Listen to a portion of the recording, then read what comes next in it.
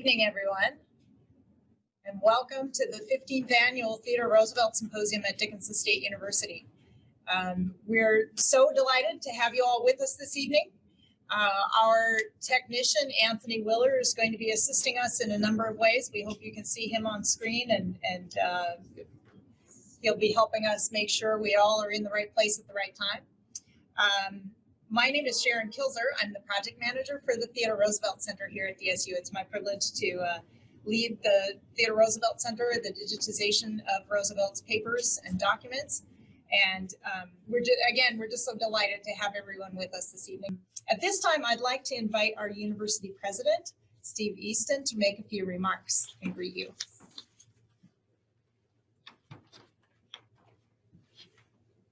Thanks, everyone. Welcome to the 15th Annual Theodore Roosevelt Symposium. This is a really exciting thing for me. I'm actually also a graduate of Dickinson State University, and it might tell you something about my interest in Theodore Roosevelt that our oldest son is named Theodore. So this is a really exciting thing for me, and I'm really looking forward to Saturday morning when Clay Jenkinson and Sharon Kilzer and a few others and I will be doing that virtual tour of portions of the national park. We want to thank, first of all of our speakers. We really appreciate their efforts in support of the symposium. We want to thank our sponsors, Prairie Public Broadcasting, and especially the City of Dickinson. The City of Dickinson gave us a nice grant to support the symposium. And then when we had to turn it into a virtual symposium and we asked them if we should return that grant, they were very gracious to tell us, no, keep the money, use it to support next year's in-person TR symposium. We really hope you'll be able to join us in person in Dickinson next year. We here at Dickinson State University and the TR Center are working on a potential surprise for you. It's not a promise, but it's something that Sharon, Clay, and others and I are working on. We think we might have something for you to see next year that has a direct relationship to Theodore Roosevelt. And so we hope you're going to be here in person in Dickinson next fall. And with that, I will introduce Clay Jenkinson, noted Theodore Roosevelt scholar and noted scholar in general, a Rhodes Scholar, and very much a driving force of our TR Center here at Dickinson State University. So Clay, take it over and lead us into the program. Good evening, Mr. President. I can't wait to see you on Saturday out in the Badlands. You know, we were so disappointed when we couldn't have an in-person symposium this year, and everyone understands why it was the more responsible thing to do this virtually. But the virtual nature of it has turned out to be really interesting and intriguing. And so Sharon and I decided a few weeks ago that we would take you on a virtual tour of Roosevelt country in the Badlands. And because the connectivity is sort of spotty out there, we did some things in advance. There are some taped portions of it that we did a couple of weeks ago. And then on Saturday, we'll be live streaming. And President Easton has agreed to join us. There will be other celebrity guests. I can't wait to get you out there, Mr. President, and we'll have a wonderful tour. So stay tuned for that. And be sure to come tomorrow night, of course, for 2 lectures in this series. So you see Theodore Roosevelt behind me. He is social distancing and wearing a mask. I think that's very appropriate. That's the sort of Hamiltonian that he was. You know, one of the things that really strikes me is that he lived through the Spanish flu in 1918. He died on January 6, 1919. In all this many years, I've been thinking about Roosevelt and reading about him, and particularly this fabulous book by Patricia O'Toole, When Trumpets Call, Theodore Roosevelt after the White House. It's amazing how little the great flu epidemic of 1918 really affected him. Of course, it was in the last year of his life. Had he been younger, probably, but between 58 and 75 million people died worldwide. It was a cataclysm, much greater cataclysm than this pandemic appears likely to be. And I'd never thought about it. You know, it just is a kind of a footnote. But now we're thinking, of course, this in a way that gets everyone's attention. So I'm going to ask Patricia O'Toole about that in a moment. I want to introduce her. We're so glad she's here. When Sharon and I thought about this symposium, the circle of Theodore Roosevelt's small world, I said immediately, oh, we got to have Patricia O'Toole back, because I remember reading this book, The Five of Hearts, about 20 years ago, and being totally swept away by it. And it was my introduction to the world of Henry Addams. I went on to read The Education of Henry Addams. And really, this book sets the very scene that we're talking about, sort of the small world of Washington, D.C. at the time of the Roosevelt presidency. So I want to introduce our special keynote speaker for tonight. Patricia O'Toole is the author of 5 books, a 6th one soon, The Moralist, Woodrow Wilson, and the World He Made, the one I mentioned, When Trumpets Call, Theodore Roosevelt After the White House, and The Five of Hearts, an intimate portrait of Henry Addams and his friends. She's won a slew of awards, and one that has particular excitement for me. She won the Presidential Award for Outstanding Teaching at Columbia University in 2004. I want to say welcome to you, my dear friend, Patricia O'Toole. Well, thank you, Clay. What a gracious introduction. The Five of Hearts actually came out 30 years ago. There are probably people watching tonight who weren't even born then. So a good thing about writing history is it just gets more historic, the longer it's out there. And so thank you to you for that. And thank you, Sharon and the staff at Dickinson State, who I can tell you knocked themselves out to create this virtual symposium. And it occurred to me that in a way, all of these TR symposia have been virtual. TR hasn't come to any of them. We get together and try to bring him back to life through what we know about him and through the connections that we make with his life and times. It's working pretty well so far. So we're halfway to virtual and didn't even know it. Naturally, I wish we were all together in the flesh. It's so much fun to come to Dickinson. Those of you who are tuning in tonight, if you haven't done that, be sure you put that on your bucket list. It's just a great thing to do, to come to this symposium. And I hope to be there again in the future. I hope I'll be invited back sometime. But I'm very glad to be here tonight in this way, gathered around the only big campfire that we have right now, the internet. I'm looking off to the side because this is where I have my remarks. I chose the people that I'm going to tell you about simply because they have long intrigued me as individuals and as friends and or advisors to TR. All of them were extraordinary. 2 of them, Elihu Root and Jane Addams, won the Nobel Peace Prize, as did TR. And he brought them into his life long before there was a Nobel Peace Prize. He had no idea of the world fame that would come their way. Same with the journalist William Allen White, who was a recipient of not just 1 Pulitzer, but 3. Wow. And there were no Pulitzers when TR and White met in 1897. It would be like 20 years later before that happened.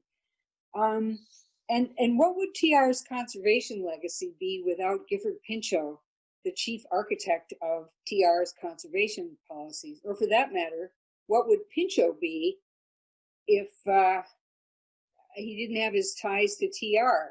Maybe if we knew a whole lot about forestry, we would remember him as a pioneering forester, which he was, but he certainly wouldn't have the importance to us now if he hadn't had his association with TR. TR's closest friend was Henry Cabot Lodge, who, like TR, had a firm grasp of geopolitics before that word entered the English language.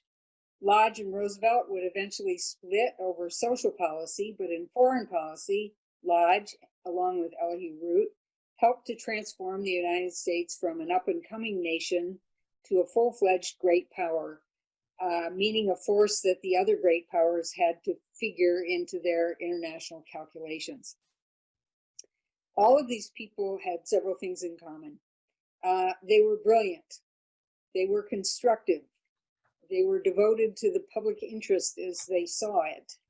And they hung in there, sometimes for years, when they had a problem to solve or when they met resistance to the new ideas they were trying to advance. Nevertheless, they persisted, could have been the motto for this crew. All of them had enormous integrity, too. TR's presidency was scandal-free in an age filled with scandal. You don't get to choose your family, but you do get to choose your friends. And throughout his life, I think TR made spectacular choices. As you probably know, TR and his siblings, his brother Elliot and their two sisters, Bammy and Corinne, were as close as brothers and sisters can be. When they grew up, there was a rift with Elliot, who fell prey to alcoholism and died when he was only 34. But TR and Bammy and Corinne remained close for life. So let's start with Corinne, the baby of the family. She was 3 years younger than TR. I chose her rather than Bammy to represent the family in my lineup tonight because she had a more public life than Bammy and because she left a more complete record of her relationship with TR. Corinne was much more than the sister of a famous man. She was an accomplished poet whose poems were published in some of the most prestigious magazines of the time. At one point, she served as president of the Poetry Society of America, which is our oldest poetry organization, and just about all of our major poets have belonged to it. It was founded in 1910. Corinne and TR and their siblings loved poetry, which the adults in their household often read and recited to them.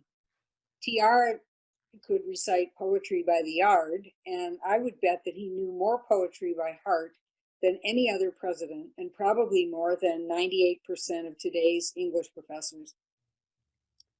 Corinne's support for the arts also included membership in the New York chapter of a nationwide network of clubs that raised money for the MacDowell Colony, which is an artist colony in New Hampshire.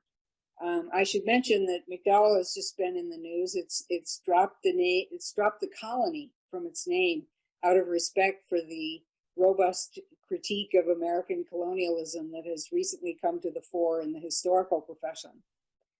In 1881, when Corinne was 20, her mother pushed her to marry an unhappy rich man, Douglas Robinson. He was a Scottish immigrant who had inherited a real estate fortune. Irascible was the word the family members used to describe him, and it made him sound like a comic character in a Dickens novel. But the situation wasn't funny. Douglas had a terrible temper, and you could never tell when he was going to explode. TR was an unusually sympathetic person, but he apparently found it hard to believe that Corinne's unhappiness would last. I've never understood this. One guess I have is that he was deeply in love with his first wife, Alice, when Corinne got married, and TR felt much improved by marriage, and perhaps he assumed that Douglas would undergo a similar transformation. But that's a lot of perhapsing on my part, and I really don't know. Despite the bad marriage, or maybe because of it, Corinne managed to carve out a life for herself as a poet, essayist, and a philanthropist in the mold of their father, who had been an energetic fundraiser for charitable and cultural institutions in New York City. He was the driving force behind the founding of New York Hospital, which is now a world-class medical institution. But it began as an orthopedic hospital. Theodore Sr. raised money for it because of a surgeon who helped Bammy escape life as a hunchback. She had tuberculosis of the spine. As an adult, Corinne raised lots and lots of money for the hospital by telling this story. So her philanthropy had a public face as well as a check writing kind of aspect. Corinne was also an accomplished public speaker, and her political involvements led her to give many political speeches. In 1920, she endorsed the presidential candidacy of TR's friend Leonard Wood in a speech at the Republican National Convention.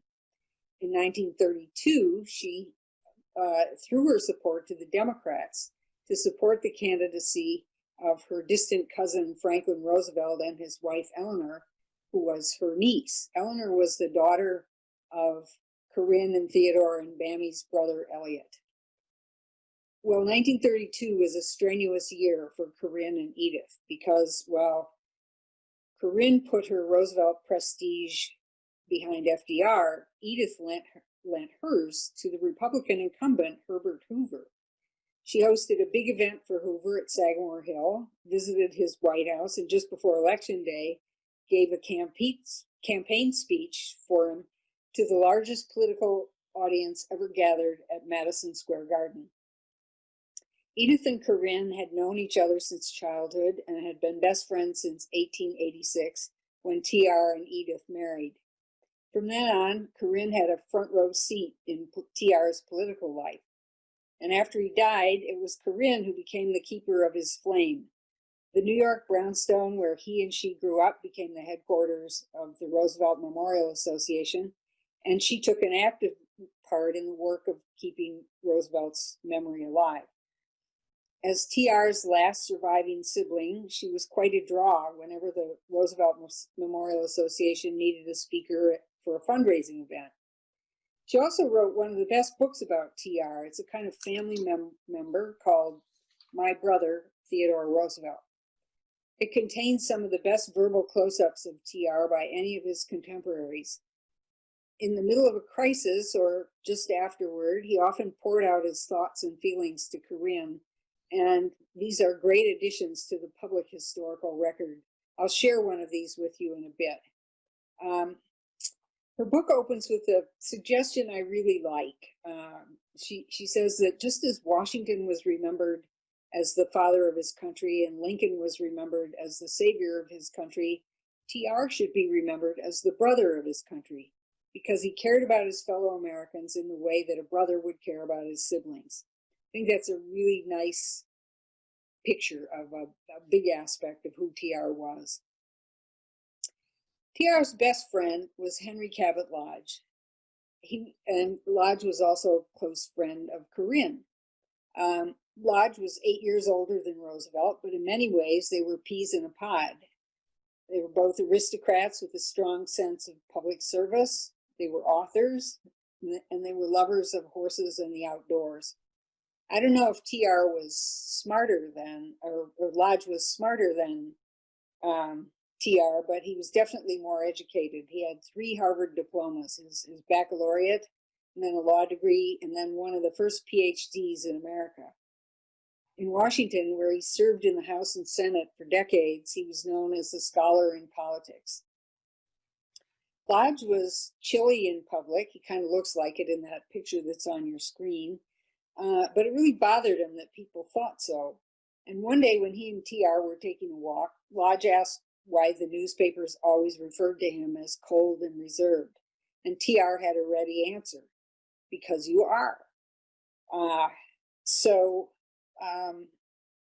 They had that kind of back and forth. But Lodge, in private, when he was with family and friends, he was warm and quite witty and very genial, a really good host. People liked going to his house. And when Lodge died, Corinne wrote a tribute to him and included an observation that he was icy in public because he didn't feel totally at ease unless he was with people who loved him. Well, TR and Lodge got to know each other in the early 1880s when they were both starting out in politics. TR was in the New York State Assembly and Lodge was in the lower house of the Massachusetts legislature. Both were lit by the idea of getting corruption out of politics by replacing patronage with a civil service and a merit system for promotions. In 1884, both of them were delegates to the Republican National Convention, and they were hoping to block the presidential nomination of the corrupt Senator James G. Blaine of Maine. Blaine was the favorite of the party bosses. Roosevelt and Lodge staged a good fight, but they lost. But they were pretty proud of themselves for bucking the bosses. But come November, they both voted for Blaine, believing that it was wrong to desert the party just because it chose a candidate they didn't like. We'll come back to this principle when we get to the election of 1912. In 1889, TR went to Washington for several years to serve on the U.S. Civil Service Commission. Lodge was in the House when TR arrived, House of Representatives, and moved on to the Senate before TR left in 1895. The Lodges and the Roosevelts became best friends. During these years, TR and Lodge collaborated on a book called Hero Tales from American History. All of the heroes were men, and nearly all were warriors. The book was written for boys, and the boys were supposed to come away inspired to be heroic and especially to be brave. And in the eyes of these two authors, the ultimate bravery was risking one's life in a war. When TR became governor of New York in 1899, he was an up-and-coming star in the Republican Party, and it was Lodge who pushed him to be McKinley's running mate in 1900. TR didn't want the job. He was having a great time being governor of the largest state of the Union, and the vice presidency was the equivalent of solitary confinement in American politics. Lodge was all, I know, but the prestige will give you a head start on a presidential nomination in 1904. Well, as we know, TR gave in, and in 1901, when McKinley was assassinated, TR became president. From the time Lodge became a senator in 1893, he had his eye on becoming a member and then chair of the Senate Committee on Foreign Relations. Eventually, he was able to do both these things, and he got to be the Senate Majority Leader as well. Lodge was a vocal supporter of Roosevelt's approach to foreign relations, especially his decision to send in the Marines to help the province of Panama break away from Colombia and declare its independence. That was a controversial move, to say the least, and the United States actually cared less about freeing the Panamanians than about gaining control of the isthmus in order to build the Panama Canal. Lodge and Roosevelt started out as conservative Republicans, but TR was never as conservative as Lodge. This was not a problem in their friendship until about 1905, when TR began his second term as president and wanted to pass laws that addressed the most egregious economic abuses of the day.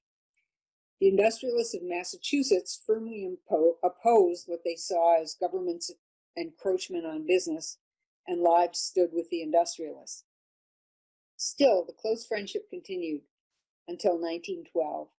Lodge didn't think that TR's successor, William Howard Taft, was a great president, but he was really disturbed when TR challenged Taft for the nomination, and he was miserable when TR quit the Republican Party to make his rogue run as the Bull Moose. He could not believe that TR would desert the party that had made him. Republicans were supposed to stand together, as he and TR had done in 1884. That fall, Lodge voted for Taft. But the break in their friendship didn't last very long. When TR and Edith's daughter Ethel married in 1913, the Lodges were invited to the wedding, and they came. If we accept Corinne's idea that TR was the brother of his country, then Elihu Root is the older brother of the brother of his country. He was TR's senior by 13 years and had a great deal to teach his little brother. Root was one of the most brilliant Wall Street litigators of his day. He was also a genius at getting stubborn adversaries to end their standoffs. And he had an uncanny gift for organizing and reorganizing big things, things like the U.S. Army and the foreign policy of the United States in the wake of the Spanish-American War, which left the U.S. with a passel of overseas territories. Of all TR's advisors, Root was the one he valued most. He once described Root as, quote, the brutal friend to whom I pay the most attention. Root was Secretary of War in McKinley's cabinet and stayed on when TR became president. In 1905, when Secretary of State John Hay died, TR persuaded Root to take his place. But Root had entered TR's life long before that. Root helped TR win his first election in 1881, helped him with a tax problem when he ran for governor in 1898, and walked him through the proper procedures after McKinley died. In the spring of 1902, 50,000 Pennsylvania miners of anthracite coal went on strike for higher wages, an 8-hour workday, and recognition of their union. The mine owners shut the mines, which put another 90,000 men out of work. The owners were betting that the miners would soon be penniless and thus forced to go back to work without any of their demands met. The impasse dragged on into the autumn. The price of coal skyrocketed, and the possibility of a winter without fuel raised the specter of riots. When TR asked the owners and the union to settle their dispute for the good of the country, both sides told him to buzz off. TR wrote Corinne that he had never faced a more perplexing problem. The president had no authority to intervene, yet it was the president who would be blamed when the poor froze to death or were killed in the riots. He decided he had to intervene, and he chose to use Root as his troubleshooter. In private practice, Root had had many corporate clients, including J.P. Morgan, and Root cajoled Morgan into persuading the mine owners to cooperate with the president. After a few heated sessions with TR, the owners agreed to let the miners go back to work while a panel of arbitrators worked out a settlement that would be binding on both sides. This was a big moment in TR's political career because he did not approve of plutocrats like J.P. Morgan.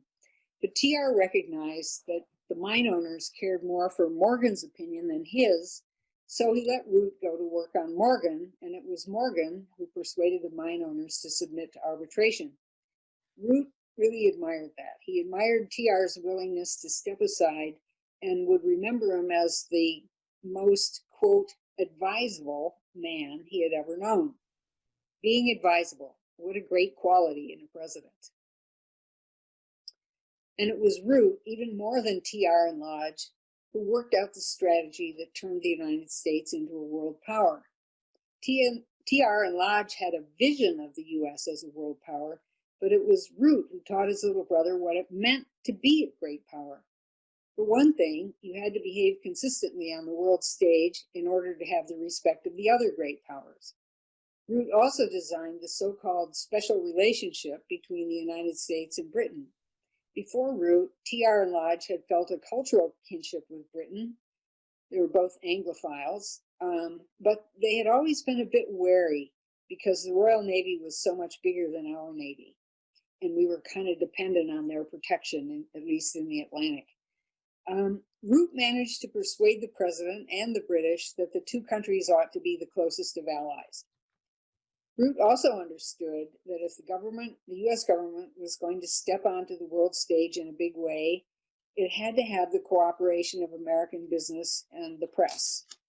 He successfully lobbied both on behalf of the new idea that the United States had more to gain by being a world citizen than by ignoring the rest of the world. And well before going to work in Washington, Root was a leader in the movement that created the first international institutions to settle disputes between nations by arbitration and in international courts rather than by war. His Nobel Peace Prize, awarded in 1912, was for his work on conflict resolution by peaceful means. So Root was a heavy hitter and a serious fellow, but he was also the wittiest member of TR's inner circle. Once when he and TR were having a heated argument, TR said, "Oh, go to the devil, Root." And without missing a beat, Root said, "I come, sir, I come." After the Spanish-American War, when the U.S. was feeling like a world power for the first time and TR was thoroughly enjoying the feeling, he told Root that he wished that American ambassadors had the same kind of formal dress as the Europeans, who wore suits that were all tarted up with gold braid and medals and sashes. Root suggested that the most appropriate ornamentation for U.S. diplomatic attire would be sprigs of mistletoe embroidered in gold on their coattails. You can't read about Root in 1912 without feeling sorry for him. He totally disapproved of TR's run for a third term, and Taft made Root feel even worse by appointing him to chair the Republican convention. Root's upset went straight to his stomach, and he arrived at the convention hall with a bad case of dysentery. Somehow Root got through his performance all right, but it's fair to say that Roosevelt's actions in 1912 literally made him sick.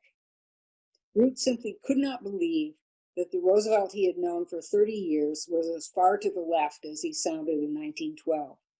Root told a friend that TR was, quote, essentially a fighter, and when he gets into a fight, he is completely dominated by the desire to destroy his adversary. I have no doubt that he believes what he says, but he doesn't. He has merely picked up certain popular ideas which were at hand, as one might pick up a poker or a chair with which to strike. When election day came, Root, like Lodge, voted for Taft. He and TR did not speak again for years. One of the journalists at that Republican convention was a pudgy, moon-faced fellow in a pale gray suit with matching pale gray kid shoes. It was TR's friend William Allen White. Watching Root, White had no idea that he was suffering from dysentery. To White, Root looked imperturbable with his chiseled face and elegant morning coat and striped trousers. Root was, White wrote, the perfect symbol of a propertied class struggling for its privilege, which it honestly deems to be its rights. TR could have befriended any of the most influential journalists of his time, but he didn't. He cultivated a lot of reporters for his own purposes, but the only one he counted as a friend was William Allen White, from the middle of nowhere, the small town of Emporia, Kansas. In his 20s, White borrowed $3,000 to buy the failing Emporia Gazette with the idea of building circulation and augmenting the paper's income with a commercial printing business. He never got robber baron rich, but he was well off. More importantly, White turned the Gazette into a paper that punched well above its weight, with editorials on politics that were so insightful and so reasonable that they were reprinted by papers across the country. Soon he was in demand as a magazine writer, too. He contributed scores of articles to McClure's and American Magazine, two of the leading periodicals of this era. And in his spare time, he wrote novels. In 1897, Assistant Secretary of the Navy Theodore Roosevelt read one of White's editorials and told White's congressman that he'd like to meet the guy if he ever came to Washington. TR was 39, White was 29. Recreating the moment decades later in his autobiography, White was still giddy. TR, he said, quote, sounded in my heart the first trumpet call of the new time that was to be. I was afire with the splendor of the personality that I had met.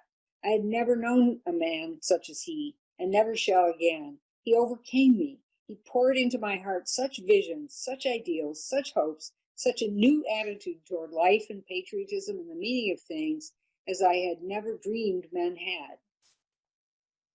A year later, White wrote to TR to say that he wanted to help him in any way he could in his political life. He worked hard on TR's campaigns, and the Emporia Gazette was full of praise for President Roosevelt throughout his 2 terms. Years later, White gave us as good a summary of TR's presidency as I've ever read. Quote, the actual list of achievements of Roosevelt in his 2nd term, viewed as a legislative or administrative program, is not imposing, but viewed as a crusade for justice, it is a revolution. He made men see that the crafty imitation of honorable conduct, which the political and financial rulers of the land were often simulating, was treason to the social order. He applied to the problems of the day a keen, sometimes offensive sanity, a sturdy impatience at unjust traditions, and aggression which finally overcame the alliance between politics and business by arousing the popular conscience. When TR left office, White remained active in Kansas politics and in the Republican Party, and in 1910 he gave TR a big push toward his 1912 run for a 3rd term. TR had just returned from a year on safari, and he was most unhappy to find that his successor, President Taft, had allowed the country to drift back toward the right.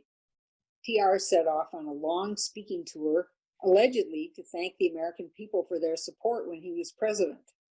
In reality, he was trying to get a sense of their feeling for him now, just in case he felt he had to run for president to save the country. One of the most important speeches he gave on that tour was in Kansas, in the town of Osawatomie, birthplace of the abolitionist John Brown. And Kansas, of course, was the home of William Allen White, who had a large hand in arranging this speech. TR was said to be going to Osawatomie to dedicate a park to John Brown, but everybody who knew TR knew that he thought of Brown as a terrorist and a traitor. TR barely mentioned John Brown in his speech. Instead, he talked about Lincoln, praising him for not yielding to either the radicals or the reactionaries of his time. A huge crowd turned out to see TR. I ran across my all-time favorite letter to TR while researching that speech. It was from a little boy who was writing to tell TR that he had not been able to come to the speech because he was sick. The boy was really sad, he said, because my papa is a Roosevelt man, my mama is a Roosevelt man, and so am I. TR reminded the audience that Americans had fought one war to win their independence and another to preserve the Union. Now, he said, they faced a new war between the men who possess more than they have earned and the men who have earned more than they possess.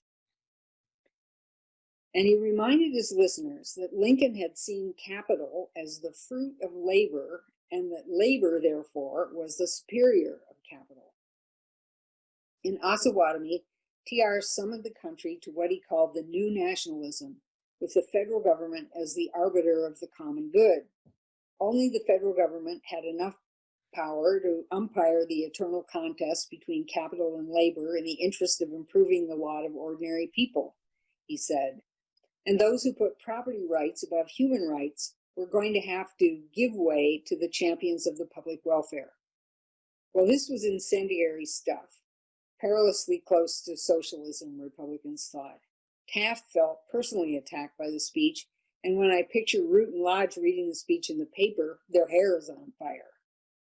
Well, 1912 came, TR tried to wrest the nomination from Taft, and Lodge and Root managed to beat back TR's coup.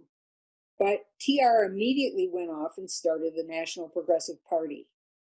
In a few deft brushstrokes, White's autobiography paints a fine picture of the spirit of the progressive era as embodied by TR and his followers in 1912.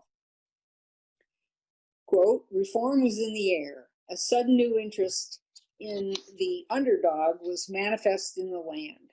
He was not exalted, but universally the people began to understand what slums were, what sweatshops were, what exploited labor was. The progressives were united by an urgent sense that something must be done about these injustices, especially about the widening gulf between the haves and have-nots. When Roosevelt died, White felt a huge stab of grief. I have never known another person so vital, nor another man so dear, he wrote. TR, White said, spent his life trying to do much TR spent his life trying to do much that the common man dreamed should be done. Gifford Pinchot, like Lodge and TR, was an aristocrat drawn to public service. He was one of the first professional foresters in the United States, studying first at Yale and then going to Germany and France, where forestry was an established science. He was 7 years younger than TR. Pinchot and TR were both members of the Boone and Crockett Club, an upper crust group of big game hunters with an interest in wildlife preservation. TR and Pinchot began working together in 1899 when TR became governor of New York. Pinchot had just been appointed chief forester of the United States, and TR invited him to Albany to devise a plan for modernizing the management of New York's natural resources. Excuse me, I need a little drink of water here. Thank you. None of TR's close associates worked as hard as Gifford Pinchot to turn TR's grand vision of conservation into a reality.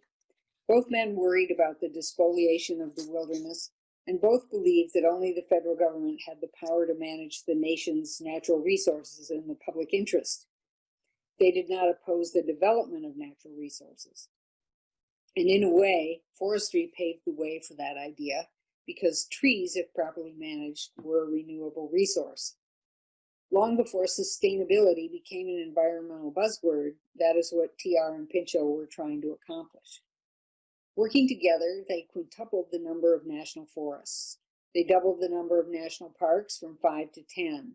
When Congress said no more national parks to TR, he and Pinchot invented national monuments to preserve national wonders like the Grand Canyon and places of great cultural significance like Mesa Verde.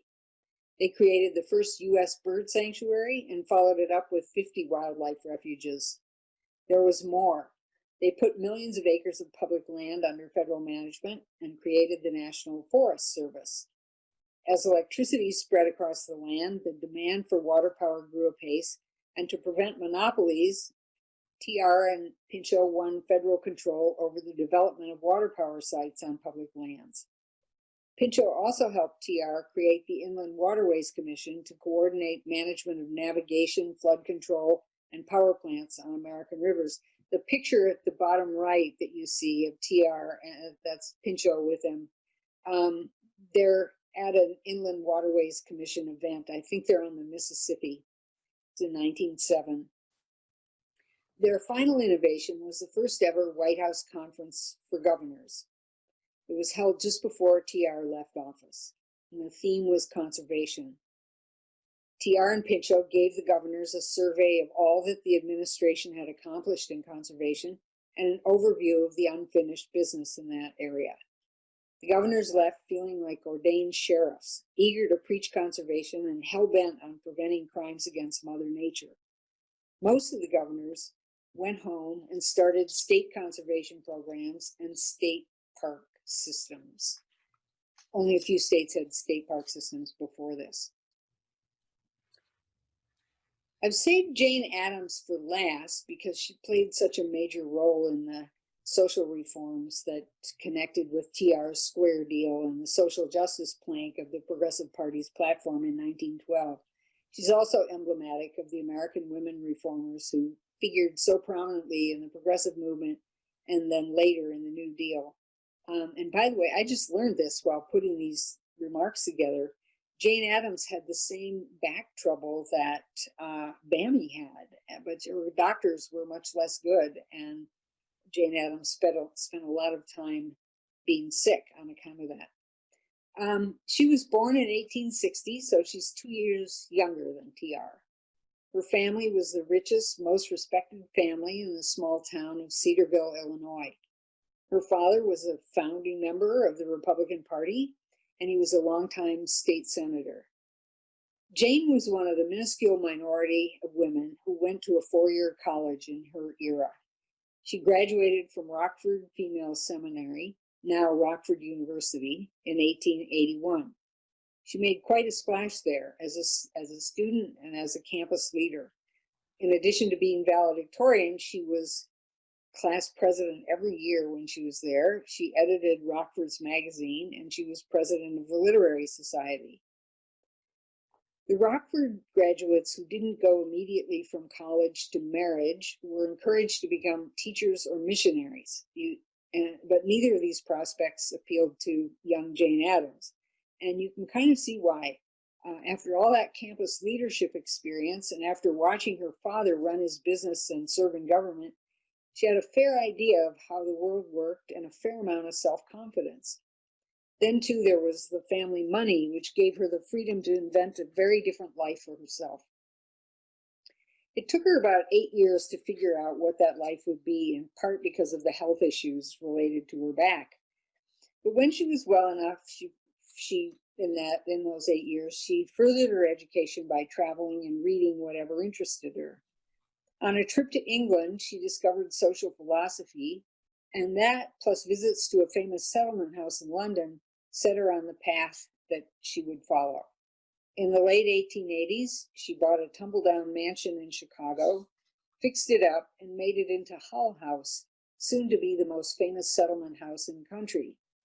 Her women friends pitched in, and in the beginning, their idea of how to improve the lives of the poor was to give them classes in art and literature. They quickly realized that the starving and exhausted had more immediate needs. Immigrants were flooding into Chicago, and they needed a wide range of social services, none of which were being provided by the city. Hull House became a place you could go for all kinds of social services. Daycare, help in finding a job, help in learning English, help in becoming a citizen, legal help, medical help from nurses, lodging for working girls, and on and on. Equally important, Hull House was also an early center of rigorous sociological investigations into urban poverty, industrial working conditions, and other challenges of the day. Jane Addams was among the first serious students of American social conditions and among the first who understood that it was more effective to argue for change from facts than from a high and mighty do unto others standpoint. She also understood the importance of building a coalition to work for change. I don't know exactly when TR first heard of Jane Addams and her work, but in 1891, he became a friend of the journalist and social reformer in New York, Jacob Riis, and Riis was an early friend, admirer, and collaborator of Jane Addams. Riis's stamp of approval mattered a lot to TR. By the time he was governor, he and Jane Addams had corresponded on labor issues, and when she recommended a friend for the relatively new post of factory inspector, TR took the recommendation. One of my favorite stories about the two of them reveals a side of TR that we usually don't think about, his instinctive kindness. Once when the two of them were in an open carriage in a parade, Jane Addams's hat blew off. TR immediately took his top hat off. It was a gallant thing to do because ladies and gentlemen of their day were supposed to wear hats in public, and he didn't want the crowd to see Miss Addams as any less proper than he was.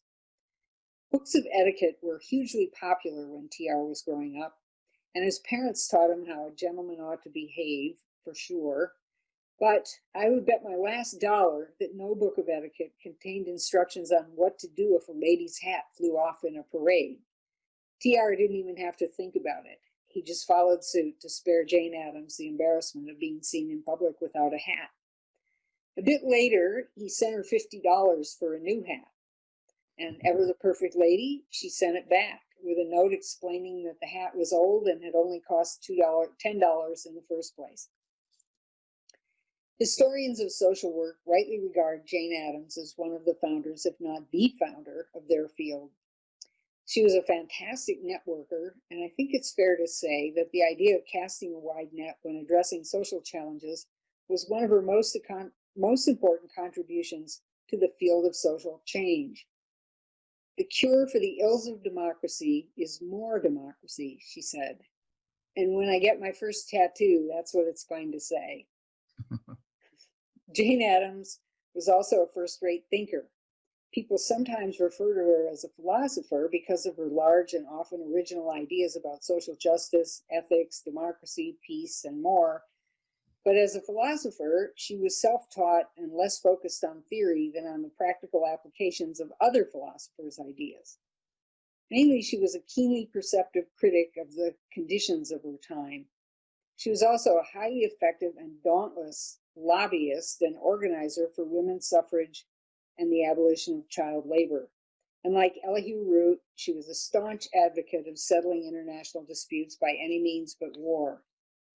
Addams abhorred the violence and the large-scale loss of life that came with war, but the argument that she most often made for arbitration was that war was ridiculously inefficient. By the time TR became president, he had made the acquaintance of many women social reformers and was well aware of the work that settlement houses were doing to help the poor and help immigrants adjust to life in their new country. Many of these reformers were not married, and most were well educated. They were college graduates and often had graduate degrees. Seeing the high quality and the effectiveness of the work that Jane Addams and other reformers did led TR to adjust his Victorian belief that a woman's place was in the home. He still thought that the home was the place for most women, but his work with these highly educated women, highly accomplished, highly effective women, opened his mind to the idea that if women were not going to be home raising children, and if they could do good work that made the world a better place, well then, more power to them. TR didn't come out for women's suffrage until 1912, and it looks like Jane Addams was pretty influential in that decision. In 1911, they had a conversation about women's suffrage. TR asked her why she was for it, and when she made her case, he said, well then, if you're for it, I am too. So she was very important in his life. He and Addams agreed on the problems of their industrial age and on many of the solutions. He supported many of her social justice causes, and she supported many of his efforts to win things like workers' compensation, shorter hours, and safer workplaces. Lodge and Root recoiled from such ideas and tried to convince him that he was playing with fire. To their way of thinking, government regulation of business would inevitably lead to government ownership of business, and government ownership of business was the essence of socialism. Socialism was anathema to TR, and until about 1906, he often backed down in the face of Lodge's and Root's arguments. It's easy to understand why. They were arguing from the point of view of the enormous wealth created by the massive scaling up of industry and finance. They had mountains of data. TR had some data gathered by the social scientists who had developed rigorous methods of studying industrial and social conditions. And legal scholars were beginning to analyze these studies and were drawing up model legislation to curb the worst abuses that occurred when businesses focused entirely on maximizing profits. But TR's ideas were untried and thus risky, and the conservatives had plenty of facts to back up their case. So TR often caved in because they had the facts and he didn't. As William Allen White noted, TR made limited social progress on the legislative front while he was president. He had to buck two powerful forces in Congress. Pushing against him from one side were the Southern Democrats, and he was squeezed from the other side by conservative Republicans who opposed government intervention in business unless it would up their profits. The Southern Democrats opposed federal intervention in any sphere because they feared that it eventually would lead to federal laws that would overturn hundreds of state laws that kept racial segregation cemented firmly in place. TR came back to his unfinished social business in 1912 when he ditched the Republicans and formed the National Progressive Party. The social planks of the new party's platform were way ahead of their time, and we still haven't checked all these boxes. Many of them came out of studies that social workers, sociologists, economists, labor lawyers, and public health experts had done over the previous decade. No surprise, but Lodge and Root weren't invited to the Progressive Party's first convention. White and Pinchot and Addams were there, though, and all of them contributed to the platform. In addition, Jane Addams was given the honor of making the speech that seconded TR's presidential nomination. The social and industrial plank starts off by saying that the supreme duty of the nation is the conservation of human resources through an enlightened measure of social and industrial justice. And then it pledges the party to work for a long list of reforms. Here's an abbreviated version of the list.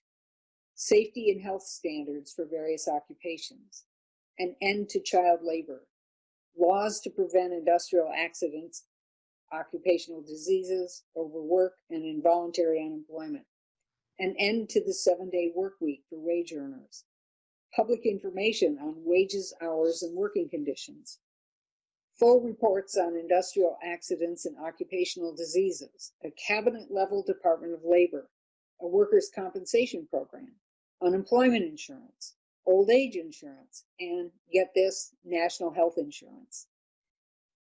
TR decided that both men and women should serve on the new party's national committee and the state committees. That was a first in American political history.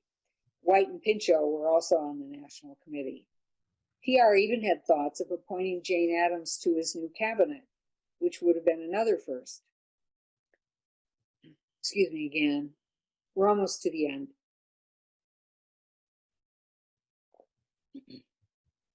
Well, darn it. TR lost the election of 1912, and we're still running around underinsured.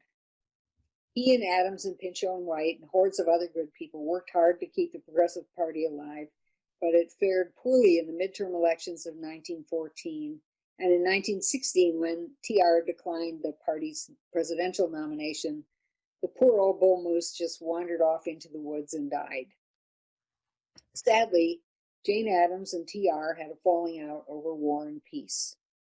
She had been a peace activist since the 1890s, TR had been an enthusiastic supporter of international law and international arbitration, and as president, he made sure that the United States was the very first nation to submit a claim to the new Permanent Court of Arbitration at The Hague. But when Addams continued to speak out for peace after World War I began, she took a lot of flack. She had often been called Saint Jane for her social work, but when she stood firm for peace after 1914, the press began referring to her as, quote, the most dangerous woman in America. TR was one of her critics, and he was pretty unkind. He called women peace activists a shrieking sisterhood and bawled them out for pleading for peace rather than protesting the barbarism of the German troops attacking women and children in Belgium and France. That was sad, but she went on admiring him even when he lost patience with her. When he died, she wrote a tribute called Theodore Roosevelt, Social Worker. And in it, she recalled one visit to the White House with a committee of social workers in tow. She apologized to him for coming yet again on behalf of yet another worthy cause, and explained that she and her fellow reformers came so often because he was the first president who really understood the great social questions of the day, and that reformers felt that they had to make hay while the sun shines. Without hesitating, he said, "There can't be too much hay to suit me. We'll make all we can." The larger story is not their falling out over War and Peace. It's that the great progressive work done by TR and Jane Addams and White and Pinchot and scores of others had a happier ending, although it took 20 years and another Roosevelt to bring it about. We know where Edith and Corinne stood in the election of 1932, but we can't know whether TR would have backed FDR or Hoover. If we didn't have to worry about COVID, we could all go to the bar afterward and just pretend, make a case. He would have voted for Hoover because, or he would have voted for FDR because. It's an interesting unanswered question. I think he would have favored TR, whose platforms and then policies owed such a big debt to the Progressive Party's platform in 1912. Many of the reforms championed by the Progressives came into being with the Social Security Act of 1935 and a series of amendments that were passed in the next few years. And by then, many of the young reformers who were drawn to TR when he was president and who happily joined the Progressive Party in 1912 were now mature, experienced experts and administrators. Some of the best ones went to work in FDR's administration, in the Labor Department and other agencies where they could help to weave the social safety net. National health insurance still proved impossible, but Social Security and new labor laws kept many a wolf from the door. If TR and the Progressives had not preceded him, FDR would have had to start from scratch, and the protections in the Social Security Act would have sounded wildly radical.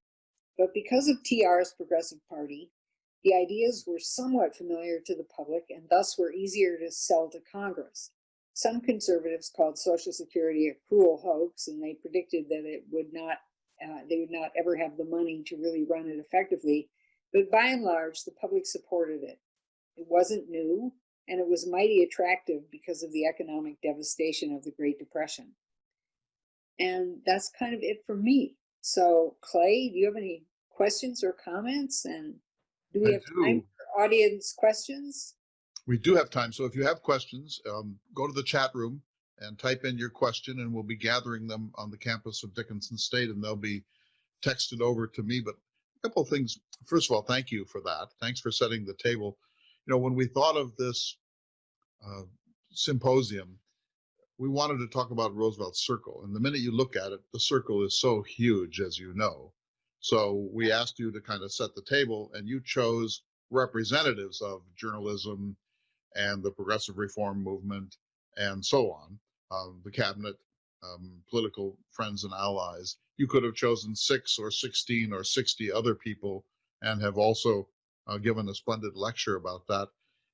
Patty, today I read, just for fun, I read the chapters in the autobiography about his presidency. And I made a list of everyone he mentions. So from the moment he enters the presidency until the last, as you know, the last scene in the book is the return of the Great White Fleet. Right. And so I made a list of, it's about a or 6 page list, and it's so interesting. Here's what I learned. High praise for Pinchot more than any other person. Of all the people that he worked with, the one that got the most praise in the autobiography during the presidency was Pinchot. Secondly, Lodge. He doesn't mention, of course, the falling out, but he says this about Lodge, that he was a superb expert in foreign policy, maybe the nation's leading expert in foreign policy. He mentions John Hay, who's one of my favorites of that era for lots of different reasons. But he says this, and this will ring true to you, that his admiration for Hay was more personal than professional. And as you know, he basically was his own Secretary of State, and he marginalized Hay in some important ways. And the fourth on the list of people that he praises is James Garfield, who was an important figure in the interior. But think of that. So, and guess who only gets mentioned once? Root. Root, and he kind of wanted Root maybe to be the next president. If he had had his choice, Root might have been his first choice to succeed him. Interesting that Root only gets mentioned once in that whole 200-page account. I think it's because he wrote his autobiography in 1913 when those wounds of 1912 were still fresh.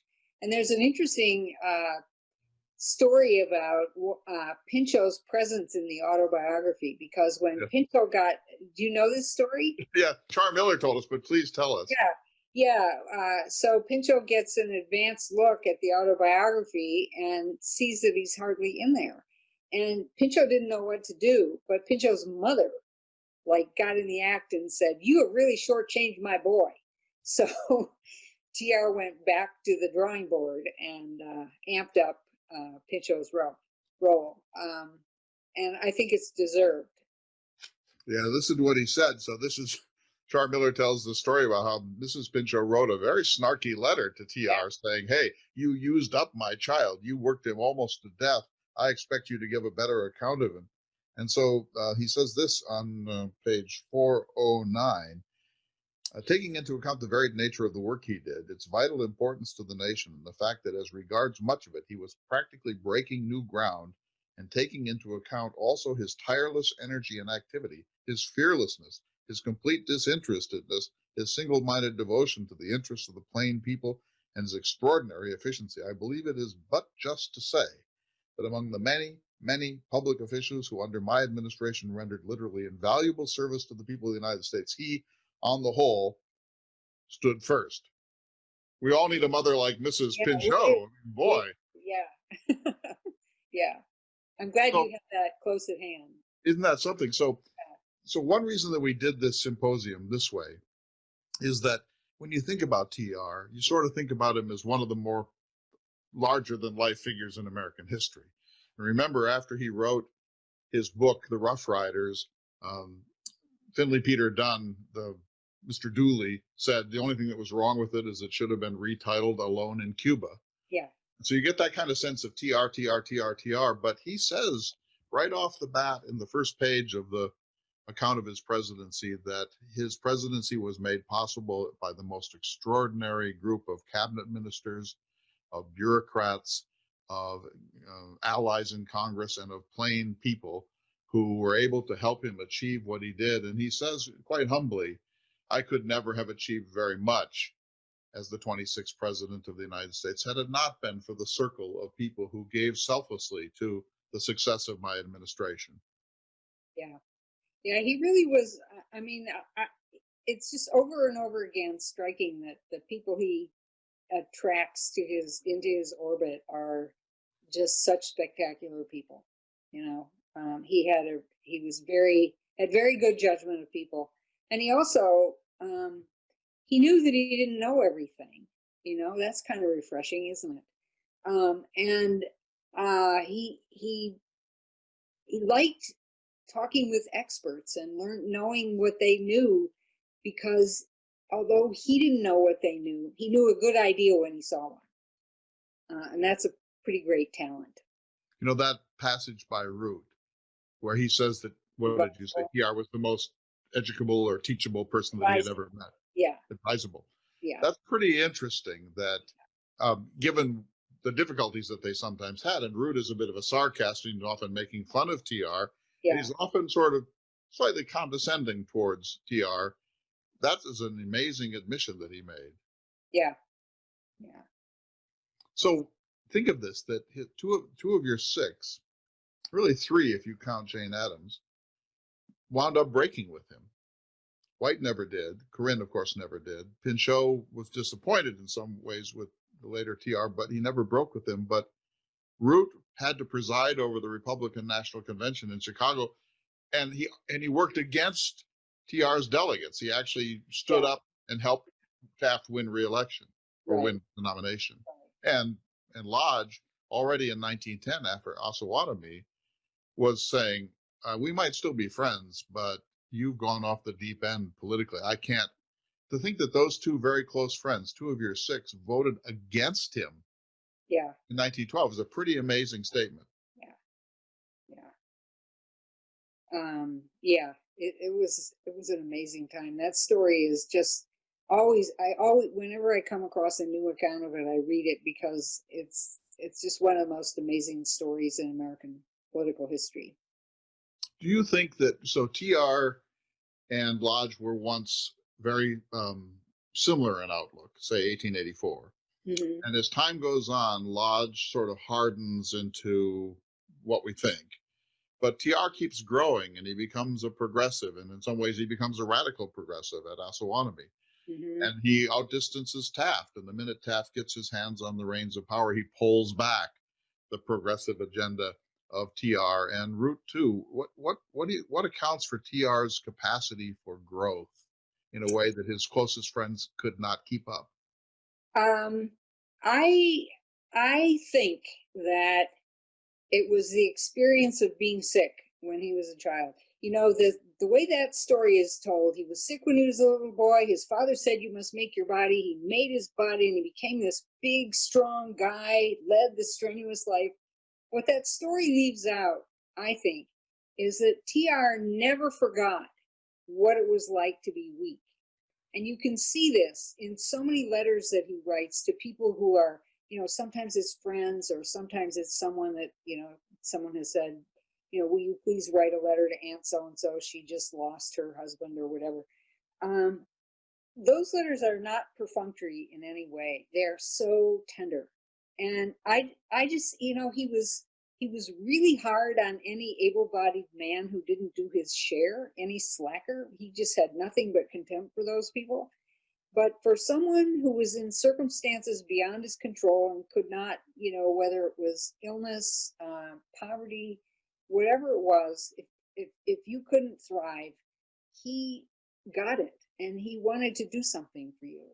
One of the things he said just before he left his presidency is that he hoped, you know, he didn't have perspective on really what his presidency would amount to, but he really hoped that he had made life a little better for the person who worked hard and was a good American.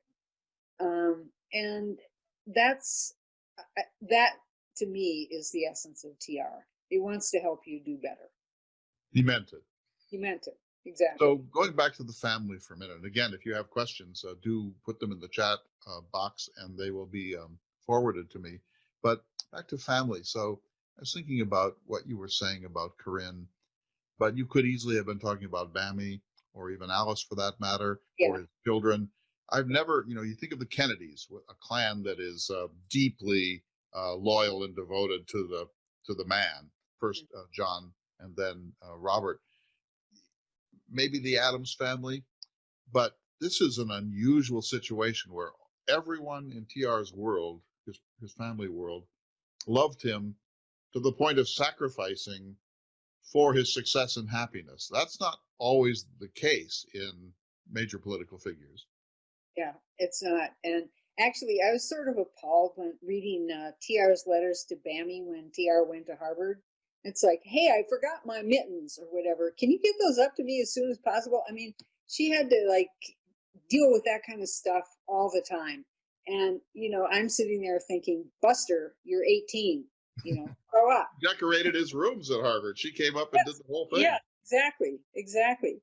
So, I mean, with a little tweak here and there, he could have turned out to be like a terrible person who was waited on hand and foot all his life. And if he hadn't like gotten so physically fit and proud of his physical strength, he could have just been some guy who sat around with his stamp collection for the rest of his life. But given the size of his ego and his ambition, both gigantic, it's amazing how many people loved him deeply. Yeah. So it wasn't just charisma. It was like when Taft broke with him, it broke Taft's heart to break with TR. What can you try to figure out what it is about TR? He talked all the time. He was bombastic. He had an ego the size of Vermont, but he somehow people got beyond that and just felt this deep love and devotion to him. Yeah, I think some of it is his, he was an extrovert, and he was excited to meet new people. It's a quality that I think Biden has to some degree, like, oh, a new person, let me talk to this person, see what this person is like. And he just had a genuine curiosity about people. And he was very thoughtful. He had a terrific memory. So, he would like be able to ask about everybody's, Senator so-and-so hadn't been in the White House for 6 months and he came in, TR would say, last time you were here, your dog was sick. How's your dog doing? So it's that kind of thing. I love what one of the reporters who covered him for a long time said about him. He said, you had to hate TR a whole lot to keep from loving him. Yeah, that's a great line. This is from Mark in New Hampshire. The intro materials say TR was a good listener.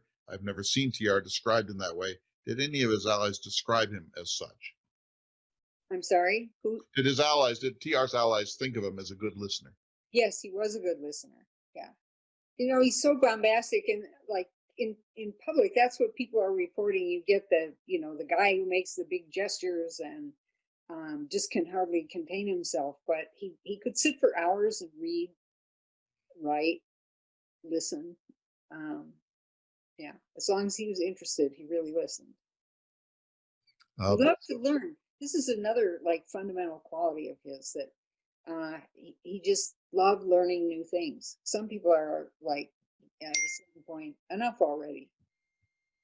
Here's a question from Lee in Florida, and thanks for these questions. Keep them coming. We have a little bit time left. Sharon will let us know.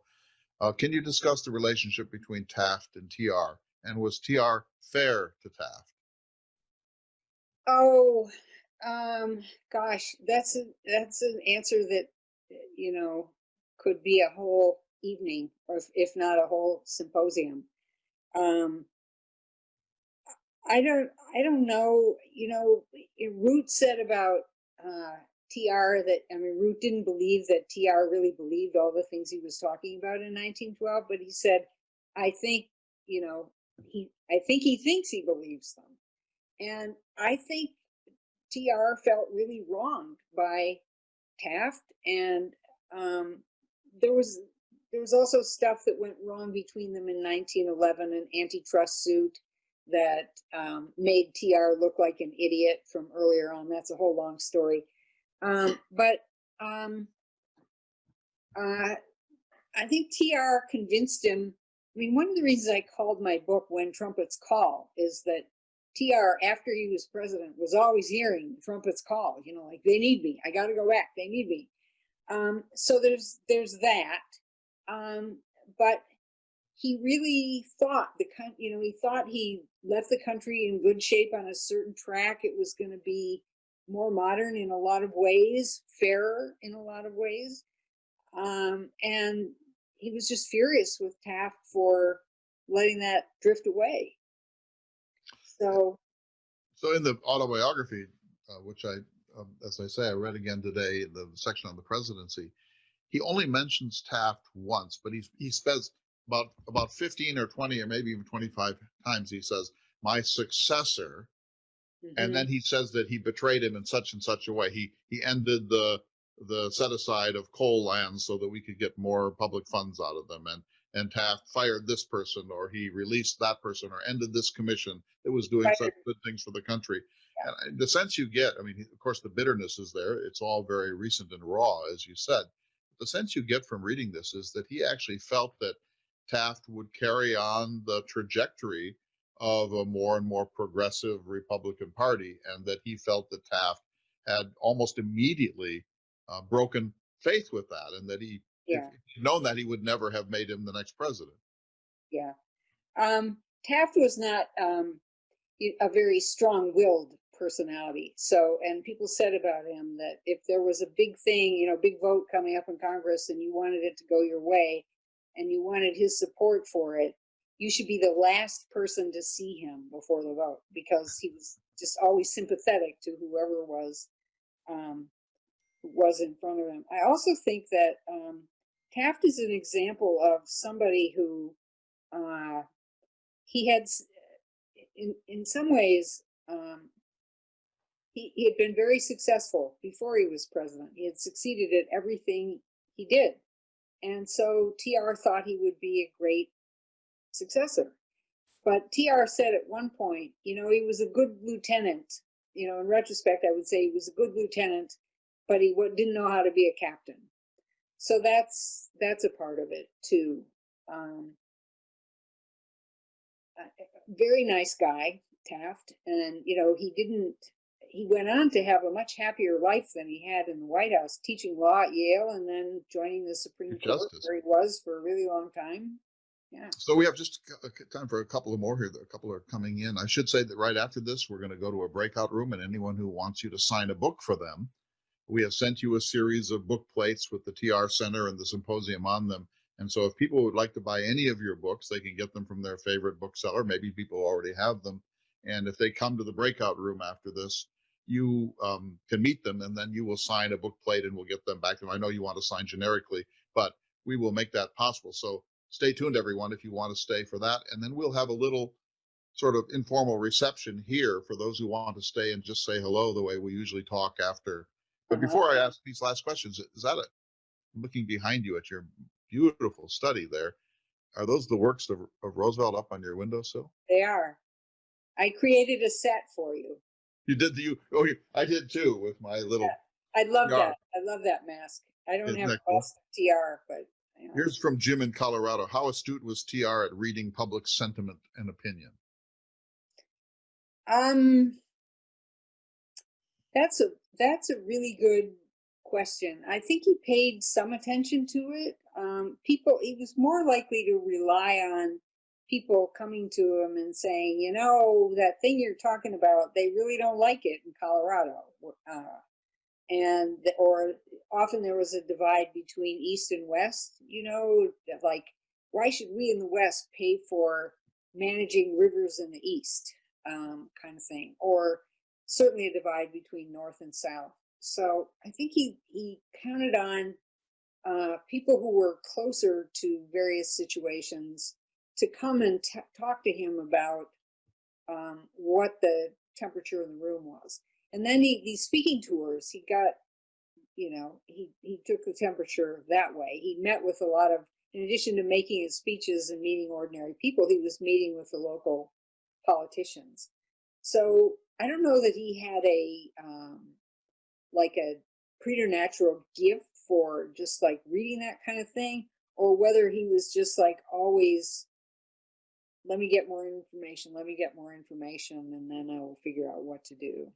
And of course, one reason that he was friends with William Allen White is that he regarded White as a listening post out there in the heartland, and that White could kind of tell him the temperature of Kansas and the Great Plains. Yeah. Here's one from Francis. Did Lodge and Root have any issue with TR standing for a third term? Absolutely. They thought it was a terrible idea.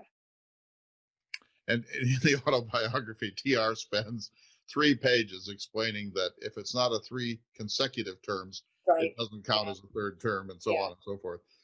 This is from Tom of Texas. I share with Clay the admiration of John Hay. Can you tell us anything more about Hay and TR? Hay was about a generation older than TR, And TR had enormous respect for him. Hay was a very good writer. He was very amusing. He was very worldly. He'd been a diplomat. He'd spent a lot of time. He was ambassador to England, and as a young man, he had posts in Spain and Austria and perhaps elsewhere. Very cultivated man. And by the time he became Secretary of State, he wasn't feeling all that well. I remember reading a note when McKinley says, you got to come home from the embassy in London and be Secretary of State. And Lodge says, well, to someone in his family, well, okay, I'm going to do it, but I'm not going to the office before 9:30 in the morning. And I'm coming home at 4:30, and I'm going to come home for lunch. So Hay wasn't working all that hard. But it was Hay who did the open door policy, which kind of did it basically prevented the Europeans from carving up China the way they had carved up Africa. And Hay negotiated the treaty with England. There had to be a couple treaties for some reason I've forgotten, to get the Panama Canal. The French and the British had tried to build it, but it was fits and starts. It wasn't happening, and it was the British owned it when the United States decided to make a play for it, and it was Hay who negotiated those treaties. And Hay also negotiated the Boxer Rebellion, end of the Boxer Rebellion stuff with the Chinese. And the Chinese minister was a guy named Wu. And they talked long and hard about all of this. And you know this story, don't you, Clay? When they got done, Hay was writing a letter to somebody and he said, when we got done, Hay was woozy and Wu was hazy. So that's of course, Hay is a big figure in Yes. your first book, The Five of Hearts. His relationship with Clara, it's an amazing story, and that sort of personal side of Hay. He had a bit of that sort of Victorian lassitude. He wasn't as hard a worker as TR. Right. But one of the great things, of course, he had co-written that massive biography, that hagiography of Lincoln, for whom he was a young secretary. And one of the most moving stories in TR studies is in March of 1905, TR's actual inaugural. And on the eve of it, Hay gave TR that ring in which there was a strand of Abraham Lincoln's hair. Yeah. And that was one of the most moving events in TR's life, because it meant that Hay believed that TR had finally arrived and was one of the great ones, and not just a kind of an accidental president. Yeah. It's a beautiful story. I've seen the ring. Oh, here's one more from Jim in Colorado. Did TR consult with Edith on policy questions? Was she part of the circle? Sometimes he did, and sometimes she didn't. He didn't. I think he really valued her opinion. I can't, off the top of my head, think of, you maybe can, Clay, think of a story where her opinion carried the day on something really important. I don't think so. I think she normally just kept him from talking too much, and every biographer says that she was a better judge of character than her husband, and that she was very puritanical about adulterers and people that had scandals in their life coming into their house and being part of their circle. And so the sense you get is that she was somewhat of a restraining figure, but not a policy wonk. Does that make sense? No, not a policy wonk. No. I see Sharon. I think that means we're about out of time. What do you think, Sharon? Yes, this has been fabulous, and we want the conversation to continue. So this is your opportunity. We realize some people may need to leave at this point, and that's fine. But we are going to allow for this virtual book signing. So Anthony, if you'll begin now with the invitations. Thanks to Patricia for her Thank great you all so much. Thank you so lecture. much for coming.